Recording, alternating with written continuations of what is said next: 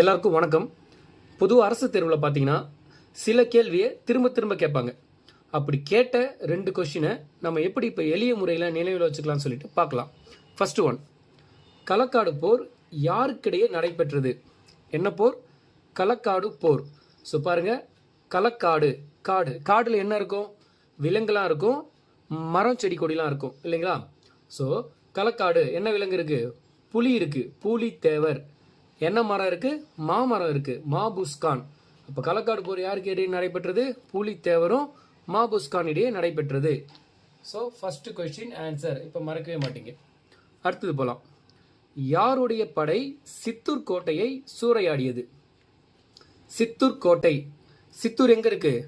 நமக்கு தமிழ்நாட்டிலேருந்து ஆந்திராவுடைய border. So Andhra ஆ. இதில் எங்கே ஆவில் ஆன்சர் வருது பாருங்கள், இங்கே பாருங்கள், அலாவுதீன் கில்ஜி. ஆந்திராவுக்கு அலாவுதீன் கில்ஜி. சில கில்ஜி ஞாபகம் வச்சுக்கிற மாதிரி சில ஏதாவது கனெக்ட் இருக்கான்னு கேட்பீங்க. இருக்குது. சித்தூருக்கு ஆந்திரா பார்டர் அலாவுதீன், கோட்டைக்கு காவில் வருதுங்களா, கில்ஜி காவில் வருதா? ஸோ இப்படியும் கனெக்ட் பண்ணிக்கலாம். So answer Alauddin Khilji. Thank you.